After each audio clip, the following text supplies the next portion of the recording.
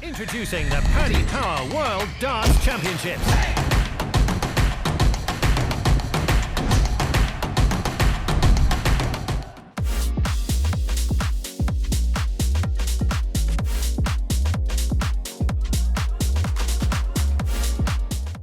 To the last 32 here at Ali Pali, just some of your emotions after that game. Obviously, you can't not be happy. I'm really happy. Absolutely gutted about the 9, but I won the game, and that's what we're here to do, win games. That 9-dart attempt, it took almost everyone by surprise, the way you went with the... Is that your favourite route? Yeah, it just logistically works better with the 16. If you get single 16, you've got 1, 2, 5 left. You go for the 25 with a bullseye, then you go up to treble 20, treble 17, it leaves you a double. So in my head, that's the way I go. Same as Simon Whitlock, there's a couple of others that'll do. Bobby Cross will do the same. I've not learned from that, so don't quote that, because I didn't learn it from him. He learned from me. But yeah, that's the way I go, just every time. And I'm fuming about it because I actually missed it against Bobby a couple of nights ago in practice, exactly the same way, exactly the same width from the wire as well, so hey, never mind. But performance as a whole, you look very confident out there. What did you make of Danny's performance as well? Yeah, that wasn't, I say it wasn't Danny. No, everyone knows that Danny can do better and he can actually completely be worse.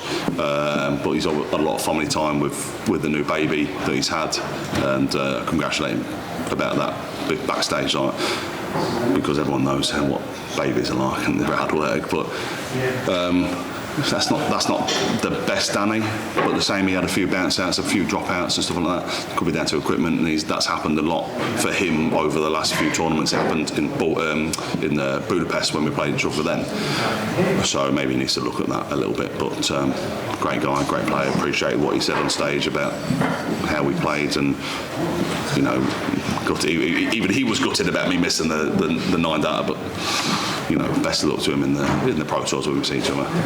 Martin Schindler or Jermaine Wattermina next for you. What do you make of that as a potential match-up? And it is the furthest you've reached in this tournament, you know, so it looks a nice fixture. Yeah, it's a great fixture, but honestly, like, it's Danny Noppert, you know, top 10 in the world, against Martin Schindler, who's favourite within the Germans, and Jermaine, obviously, not a favourite the other night because he played Fallon.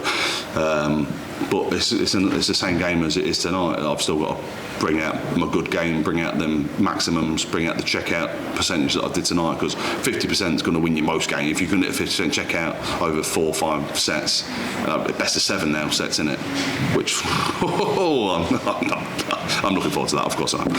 But if you can bring a 50% checkout rate, then you're probably going to win most games. So I'm really looking forward to either of them. Well, you're going home happy for Christmas now. What are you going to do over the break, and how are you going to prepare for that next match? Exactly the same as I would do every Christmas. So I'll go home. I'm head chef in the household. I've got family members coming over and stuff like that. So it'll just be a normal Christmas. It'll be Boxing Day and the 27th. That's a bit different. It's my daughter's birthday on the 27th, so I'm probably not going to be able to see her on that day. I don't know the schedule. I don't know how it's laid out. So regardless of that, you know, it's work, isn't it? I've got and she's only 3, so she ain't got a clue, is she? no chance of the family joining you down here on the my wife's here. She turns up. She's one of my biggest fans. I've got a few in the crowd by the sounds of it as well. But yeah, she'll probably be here as well, supporting me. Cheeky Nandos the night before, because that seems to be working. The last 2 games I've had at Nandos the night before, and obviously there are other chicken restaurants available. But yeah, I'm just going to enjoy over the 3 or 4 days off, mate. Thank you. Cheers. Scott, congratulations. Thanks, after a lacklustre season for your standards, it's just the recipe that you need. Yeah, man, it's been a weird year, and like I've told you before on your podcast, and I told everyone else, it's all about game time, and I've had nowhere near as much game time as I did last year with everything. You know, everything I've played last year and how well I did, and I didn't need to practice. So practice has been weird this year because I don't know how to do it, and even with Bobby the last month or so, that's not even been great for me because I'm still struggling. My dart's not been great. I'm not sure how to throw. Dozer mentioned on the stream on the thing the other day that I've been messing about my throw, which I shouldn't be doing because I know, Wayne will tell you, Dozer will tell you, it's one of the best, technically the best throws in the darts, and I shouldn't be doing that, but I'm just pleased it clicked tonight, and it clicked, and I knew it straight away from the first 9 darts in the practice room when I hit a 9-darter that it was going to go well tonight. furthest you've been in the World Championships, and obviously we were touching on the prize money and everything like that. Was tonight the biggest result of your career today? I mean, it's always nice to win on a stage against when there's people cheering for you and stuff like that. But I think I've had bigger games. You know, winning a Pro Tour. That's beating Nathan in the final of the Pro Tour. That's probably my biggest game, just because of the fact that it actually gave me a title. Whereas this is just give me an extra couple of quid in the bank. But it's one of my most enjoyable games. That's for sure. 39 in the world as we speak, closing in on that top 32, and you were worried about that 64. Now you're closer to the holy grail of the 32. Yeah, and it's been even with the mediocre year, it's not even been even the first 7 or 8 months. It's not been great, but the last 2, 3, 4 months, we'll take minor out of this, by the way, both times. I've just been playing. I just feel good. I just feel good on the stage.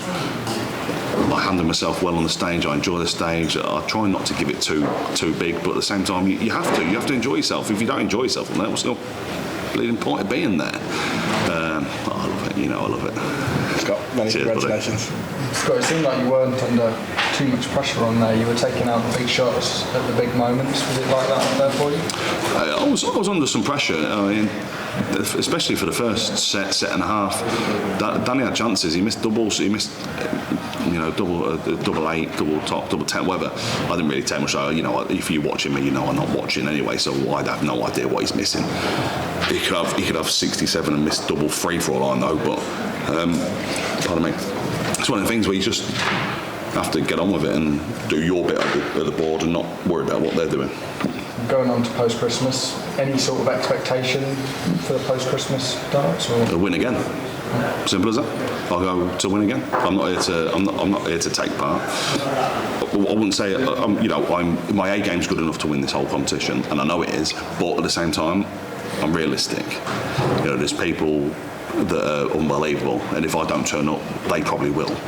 So I'm here to go take every game one at a time. Cliche as hell, but I'm here to take one game at a time. I will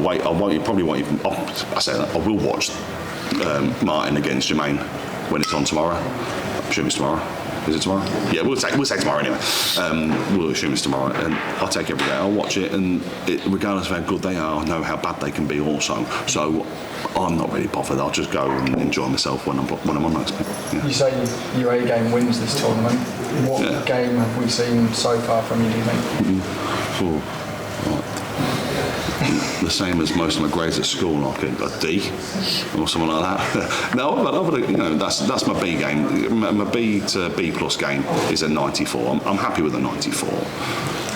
You'll win a lot of games on the tour with a 94, especially in set play as well. Set play's tough because you can average 77 in the first set, like Bobby did, and then all of a sudden the last set you can average 95. So it's one of the things where you can all of a sudden, the shift can change, and it's one of the things, but we'll take it set game by game, leg by leg, dart by dart. Cheers, Josh.